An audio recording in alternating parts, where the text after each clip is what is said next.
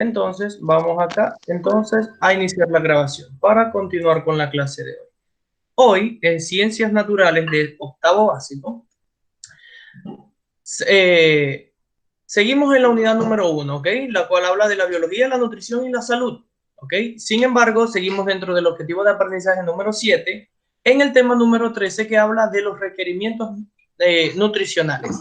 Como habíamos hablado en clases anteriores, con respecto a las proteínas, con respecto a los carbohidratos, lípidos y todos los requerimientos nutricionales que necesitamos en el plato alimenticio, en una alimentación balanceada y todos esos elementos que necesita o compuestos químicos que necesita el cuerpo, hablemos un poco del metabolismo, ¿ok? Que cómo absorbe el cuerpo estos nutrientes o para qué los necesita, por qué comemos, ¿ok?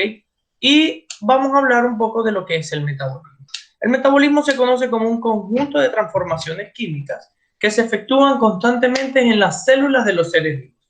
En todas nuestras células del cuerpo, hay una serie de procesos metabólicos que ya los vamos a ver más adelante. Algunos nos sirven a nosotros, ¿ok? Como el ciclo de Krebs para darnos energía, y otros, eso se realiza dentro de la mitocondria, que la vieron en sexto básico, y otros se realiza, por ejemplo, el ciclo de Calvin en el proceso fotosintético de las plantas, ¿ok? ¿Vamos bien hasta aquí? Entonces, ya sabemos entonces que el metabolismo es una serie de ¿quién acaba de entrar? Fernando.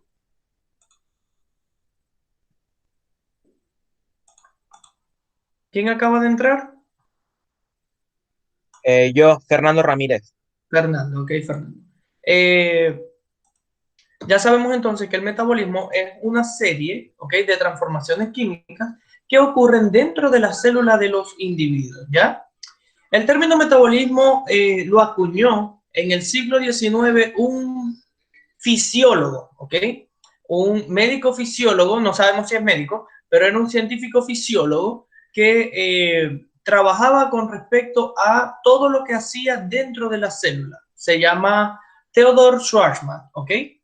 Él era ruso y a mediados del siglo XIX utilizó la palabra metabolismo, sacando esas raíces griegas, ¿ok?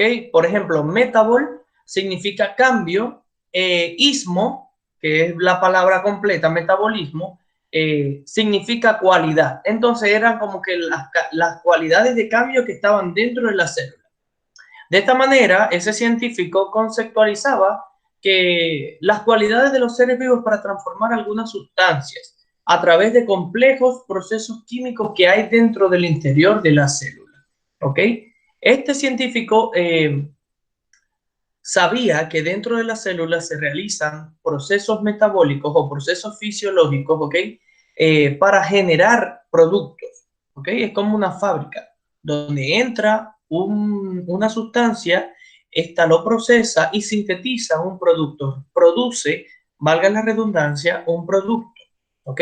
En el caso de nosotros, necesitamos todos los requerimientos nutricionales que vimos en clases pasadas, por ejemplo, las proteínas, los carbohidratos, los lípidos, grasas, vitaminas, minerales, para poder sintetizar o para poder hacer, ¿ok?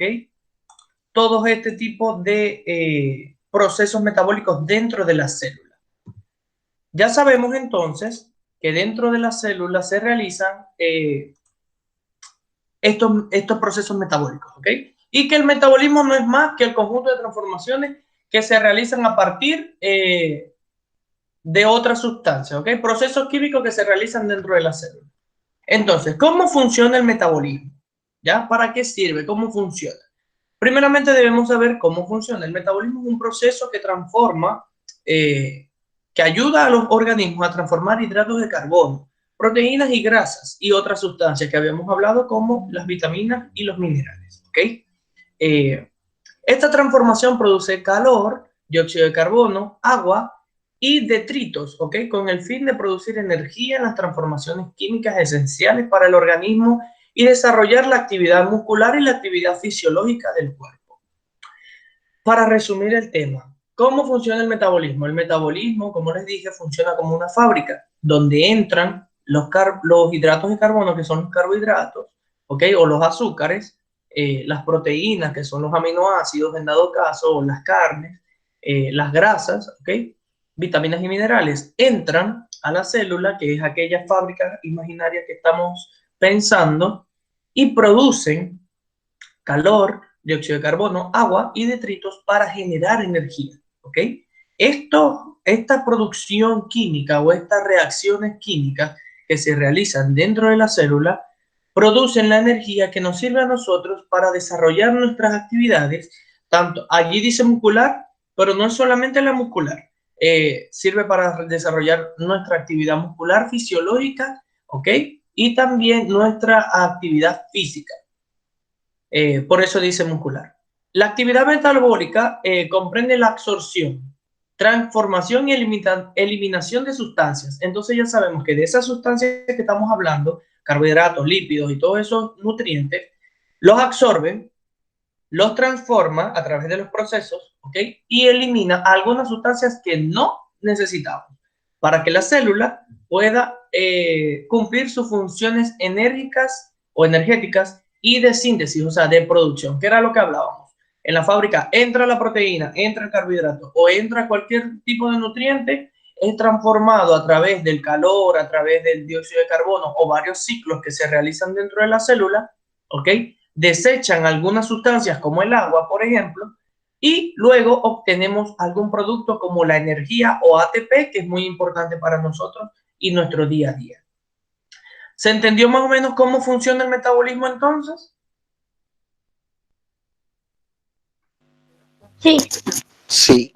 Ya sabemos que actúa como una fábrica, ¿cierto? ¿Dónde se realiza el metabolismo del ser humano?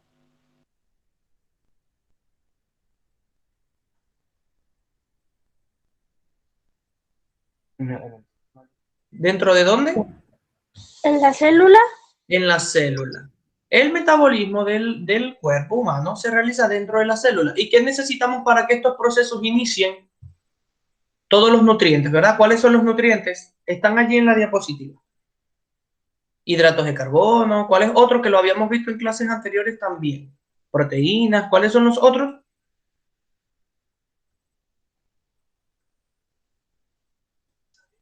Grasas, Las grasas.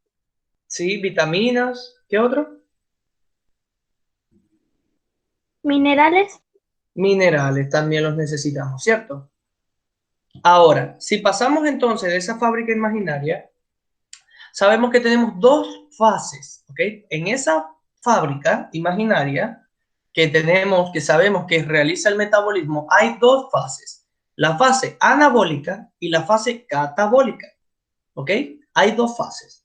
La fase anabólica es la etapa de ese proceso, ¿ok? De esa fábrica imaginaria que tenemos dentro de la célula, donde entra el producto, ¿ok? Y son transformadas en materia orgánica, ¿ok? Por ejemplo, la síntesis de proteína del tejido muscular a partir de los aminoácidos. Sabemos que las proteínas que nosotros comemos están formadas diminutamente por los aminoácidos, ¿ok? Entonces, en el anabolismo, lo que hace la parte anabólica es romper todas esas etapas, ¿ok? Todas esas partes de proteína hasta volverla aminoácidos chiquititos. Pero esa parte anabólica también regenera el tejido muscular que nosotros perdemos a partir de esos mismos aminoácidos que consumimos, ¿ok? Por otra parte, existe la parte catabólica, que es aquel proceso donde se produce la energía y se desechan las reacciones químicas que no necesitamos, ¿ok? Como por ejemplo la ruptura de glucosa para transformar en energía y agua. Si nosotros vemos la glucosa desde el punto de vista químico, que lo van a ver el año que viene en química, en primero medio, vemos la molécula de azúcar, ¿ok? Es una molécula, es una pentosa, es una molécula con puros oxígenos, hidratos, oxígeno, carbono e hidrógeno, si lo vemos desde el punto de vista químico. Esa molécula, como el agua, que es H2O, similar, se empieza a romper, ¿ok? Y esa ruptura libera agua y libera ATP, que es una energía que necesitamos, que se realiza dentro de la mitocondria, que lo vieron en el sexto básico, vieron la mitocondria, ¿cierto? ¿Sí o no? ¿Qué cosa, mister? La mitocondria. Ustedes la debieron haber visto en sexto básico. ¿Sí la No me vieron? acuerdo. No me acuerdo. No No, se no sé. No, pero Sí, a mí no me acuerdo que me hayan pasado eso. Ok. yo no. La mitocondria es una estructura, ¿ya? Que está dentro de la célula animal. Si vemos la célula es como un huevo frito, ¿cierto? Si colocamos un huevo frito en una sartén, tiene el núcleo, que es la yema, y la parte blanca sería el citoplasma de la célula, ¿cierto? De una célula animal cualquiera. ¿Sí o no? Ese huevo frito o esa célula tiene varias estructuras. Vamos a verla en una imagen mejor, más rápido, para que puedan entender. ¿Ok? Y así lo puedan ver más rápido.